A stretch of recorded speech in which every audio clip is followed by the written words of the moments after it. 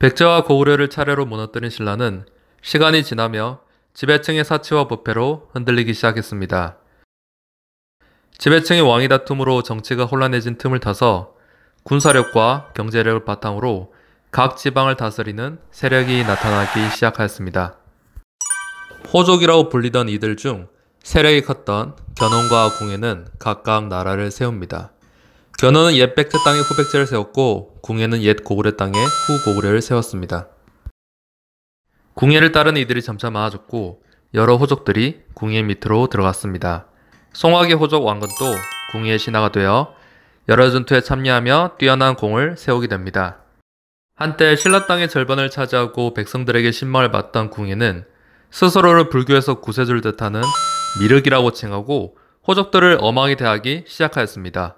궁예의 이런 태도와 정책은 호족의 지지와 민심을 잃게 하였고 결국 궁예는 반대 세력들에 의해 쫓겨나게 됩니다. 쫓겨난 궁예의 뒤를 이어 왕이 된 왕건은 고구려의 정신을 계승하겠다는 의지를 담아 나라 이름을 고려로 바꾸었습니다. 이후 자식들 사이에서 왕위 다툼이 일어나 힘이 약해진 후백제와의 전투에서 승리를 거두고 신라가 스스로 고려에 항복하며 왕건은 후삼국을 통일합니다. 후삼국 통일 이후 왕건은 백성들의 생활을 안정시키고자 세금을 줄이고 불교를 장려하였고 발해가 거란에 의해 멸망하자 발해 유민들을 받아들입니다. 또한 왕건은 고구려의 옛 땅을 회복하기 위해 노력하였고 그 결과 고려의 영토는 대동강을 넘어 청천강 유역까지 확장됩니다. 왕건은 막강한 세력을 가진 호족들과의 좋은 관계를 유지하고 그들의 협조를 얻기 위하여 여러 호족의 딸들과 결혼을 합니다. 그 결과 왕건은 무려 29명의 부인, 34명의 자식들을 가지게 되었고 이로 인하여 왕건이 죽은 후 왕건의 자식들 사이에서 왕위 다툼이 발생하게 됩니다.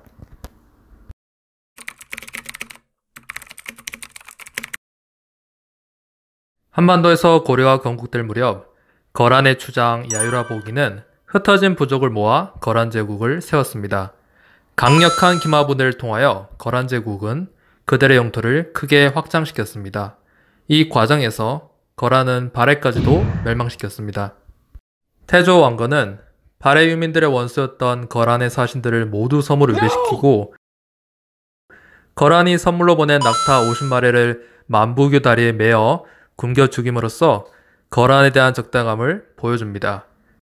거란은 송나라를 공격하기 전에 배후의 불안함을 없애기 위하여 고려를 침입합니다. 거란의 1차 고려 침입이었습니다. 거란의 장군 소선영은 고려와의 처음 전투 승리 후 80만 대군을 언급하며 고려 조정에 항복을 요구하였습니다. 고려 조정에서는 서경 이북의 땅을 떼어주고 항복하자는 얘기들이 나왔습니다. 이에 서희가 한번 싸워보고 의논해도 늦지 않는다며 항복을 반대하고 나섰습니다.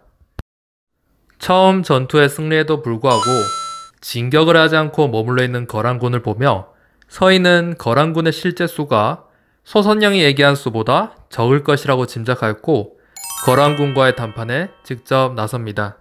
소선영과의 담화를 위해 서희는 소선영을 직접 찾아가야 했습니다. 서희를 맞는 거란의 태도는 극히 오만하고 위협적이었습니다. 협상을 위해 찾아온 고려 사신에게 소선영은 자신에게 절부터 하라고 말하였습니다. 서희는 신하가 임금을 대할 때 뜰 아래서 절하는 것은 예법에 있는 일이지만 양국이 대신이 만난 자리에서 절을 하는 예는 없다라며 숙소로 들어와 한 발자국도 움직이지 않았습니다. 마침내 고집을 꺾은 소선영은 서희에게 동등한 자격으로 만나자고 청하였고 고려와 거란의 협상이 시작되었습니다. 먼저 소선영은 서희에게 그대의 나라는 옛 신라 땅에서 일어났고 옛 고구려 땅은 우리 영토가 되었소. 그런데 어찌하여 침범하였소? 라고 말합니다. 이에 서희는 고려는 고구려의 뒤를 이은 나라로 나라 이름도 고려라고 하고 평양에 도읍을 하였습니다.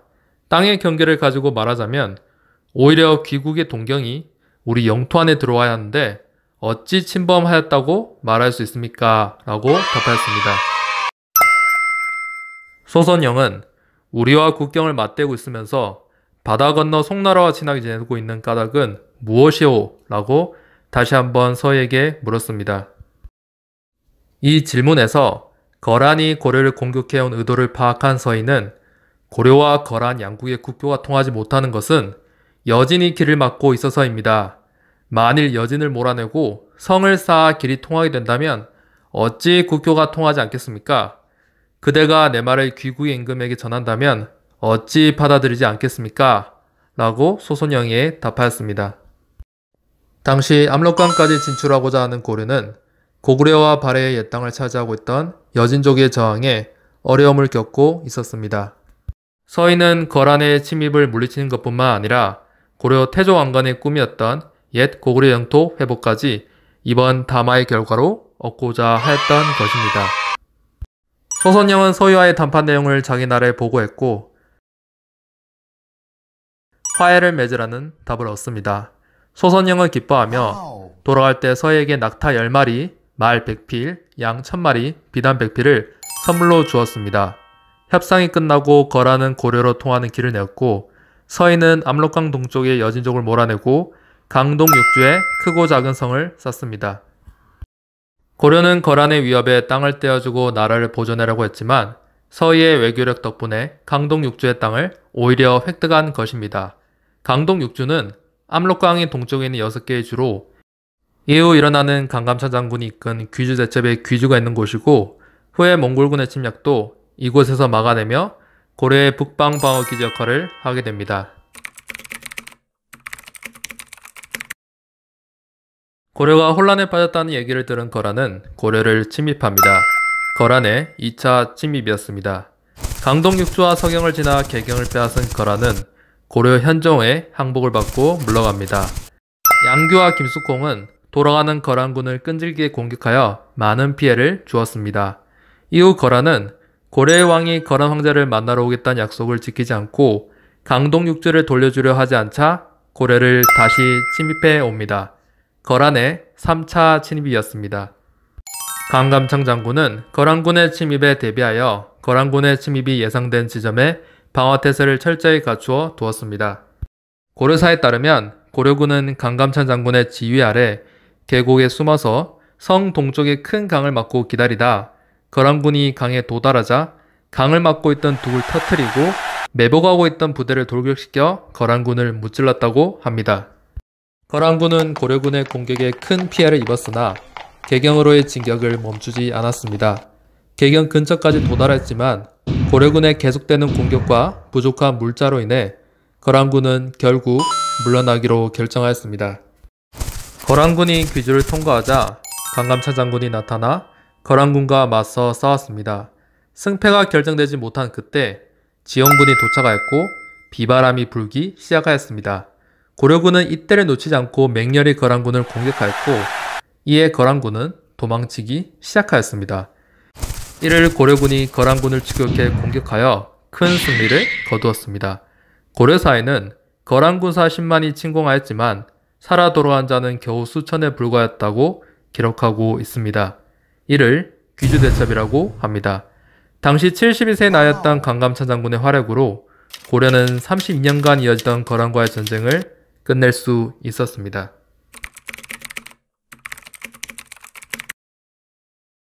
고려는 몽골에 침입해 올 때까지 약 200년 동안 평화를 누렸습니다. 당시 몽골의 칭기즈칸은 여러 부족들을 하나로 통일해 엄청난 힘을 키웠고 이후 주변 국가들을 차례로 멸망시켜 영토를 확장하였습니다. 고려의 눈길을 돌린 몽골은 고려에 온 그들의 사신이 돌아가는 길에 죽자 이를 이유로 고려에 침입합니다. 세계 최강대국으로 거듭난 몽골에 맞서 고려는 어떻게 대응하였을까요? 몽골이 고려에 침입한 이후 그들이 지나간 곳은 온통 잿더미로 변하고 많은 사람이 죽어나갔습니다. 경주의 황룡사 구축 목탑도 이때 불타버립니다. 몽골군을 피해 고려는 수도를 개경에서 강화도로 옮기게 되는데 이는 강화도가 섬이라 물에 약한 몽골군의 공격을 막기에 유리하고 수도 개경에서 가까웠으며 100길로 세금 물건을 옮길 수 있었기 때문입니다. 강화도로 도망간 지배층과 달리 남겨진 백성들은 목숨을 걸고 몽골과 싸울 수밖에 없었습니다. 흙으로 쌓은 자그마한 처인성에서 김윤효를 비롯한 백성들은 몽골군의 총사령관을 죽이고 몽골군을 철수시킵니다. 이후 발생한 충주성 전투에서 김윤호는 만일 힘을 다해 싸운다면 신분을 불문하고 모두 벼슬을 주겠다고 병사들 독려하고 노비문서를 불태워버렸습니다. 이에 백성 모두가 힘을 얻어 죽음을 무릅쓰고 적에게 돌진하여 결국 승리합니다. 30여 년간의 오랜 전쟁으로 국토는 황폐해지고 많은 사람들이 죽거나 몽골의 포로로 끌려갑니다. 하지만 몽골은 고려 백성들의 완강한 저항에 싸움을 계속해봤자 이로울 게 없다고 판단하여 고려 조정에 조건을 걸고 화해를 제안합니다. 첫째, 고려 왕이 직접 몽골에 와서 인사를 할 것. 둘째, 강화도에서 개경으로 수도를 다시 옮길 것. 왕과 일부 신하는 몽골의 제안을 수락했습니다. 하지만 당시 지배 세력인 무신들과 무신들의 사병했던 삼별초는 근거지를 진도와 지금의 제주인 탐라로 옮겨가며 몽골의 끝까지 정하였으나 결국 실패하게 됩니다. 7차례의 침입을 받은 고려는 후에 몽골의 간섭을 받게 됩니다. 하지만 끈질긴 항쟁과 외교적 노력으로 고려는 나라를 유지하고 고유의 문화를 지킬 수 있었습니다.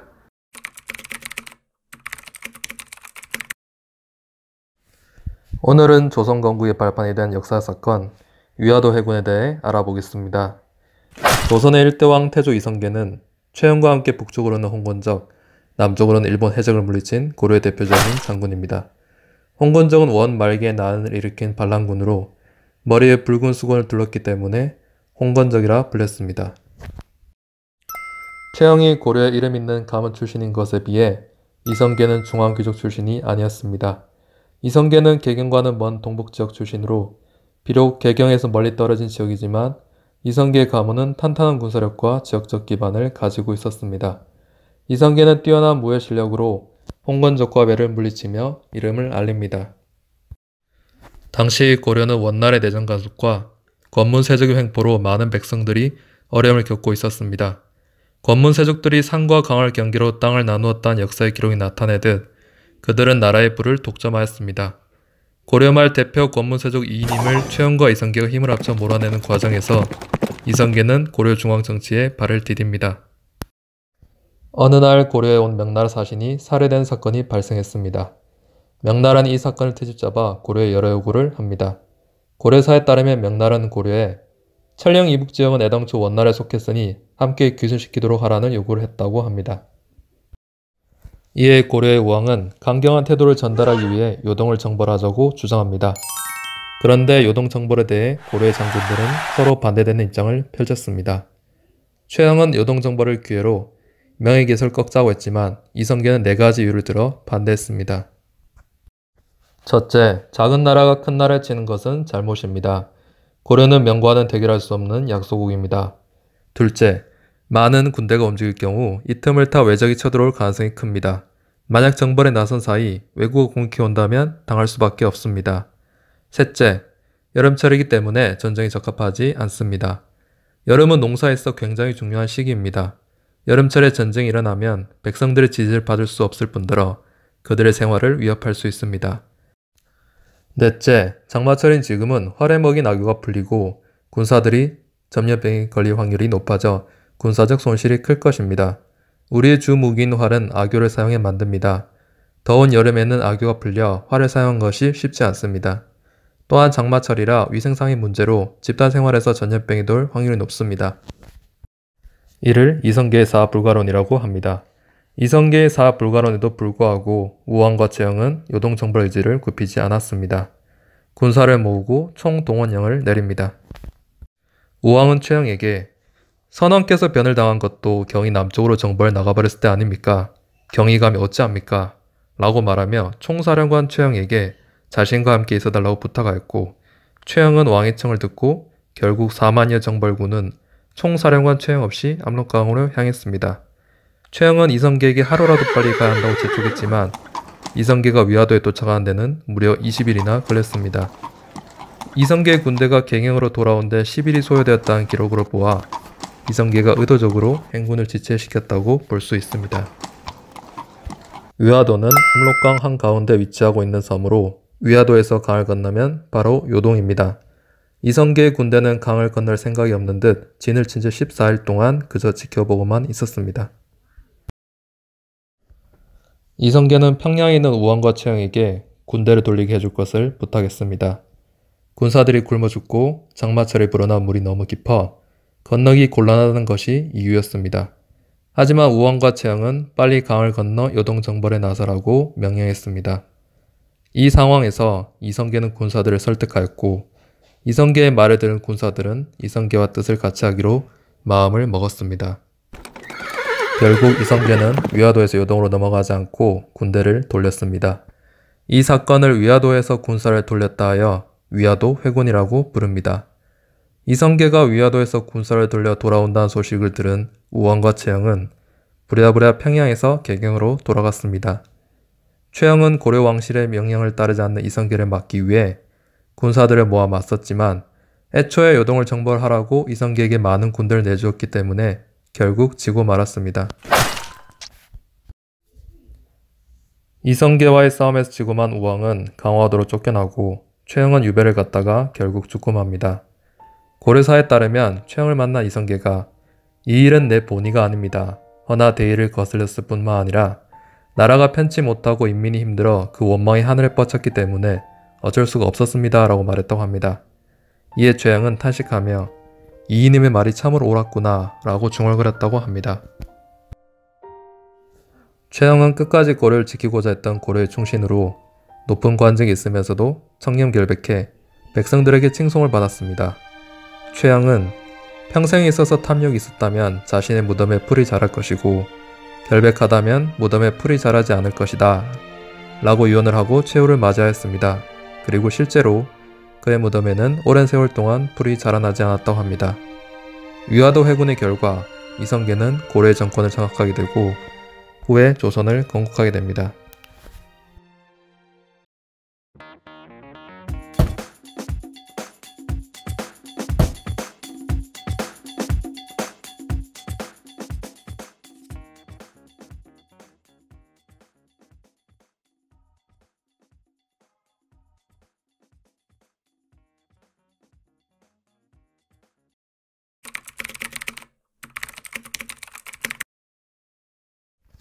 고려 후기의 지배 세력인 권문세족이 대항하여 신진사대부라는 새로운 학자 출신 세력이 등장합니다. 부패한 고려를 개혁하고자 일어선 신진사대부들은 고려 왕조의 존립 여부를 두고 온건파와 급진파로 나뉘어집니다. 정몽주를 포함한 온건파는 고려 왕조를 유지하며 점진적으로 개혁할 것을 주장하였고 정도전, 이방원을 포함한 급진파는 새로운 왕조를 세우고자 하였습니다. 위화도 해군 이후 급진파 쪽으로 힘이 기울어지는 상황에서 고려 왕조를 끝까지 지키려고 몸부림치던 정몽주에게 이성계 일파를 제거할 기회가 생깁니다. 이성계가 해주에 사냥을 하다가 말에서 떨어져 몸을 크게 다쳐 개경으로 오지 못하는 상황이 발생합니다. 이성계가 병란도에서 요양을 할 때 정몽주는 하늘이 준 기회라 여기며 이성계 일파를 제거하려 했습니다. 그러나 정몽주의 계획은 이성계의 5번째 아들 이방원 때문에 틀어져 버렸습니다. 절체절명의 위기라고 생각한 이방원은 한밤중에 병란도로 달려가서 이성계를 개경까지 데려왔습니다. 이에 정몽주는 크게 실망합니다. 이성계의 몸 상태를 알아보기 위해 정몽주는 병문 아를 핑계로 호랑이 굴이나 다름없는 이성계 집으로 스스로 찾아갑니다. 이때 이방원이 정몽주에게 시를 한 수 들려주었는데 그게 바로 유명한 하야가입니다. 이런들 어떠하며 저런들 어떠하리 마수상 드렁치기 얼거진들 어떠하리 우리도 이같이 얼거져 백년까지 누리리라.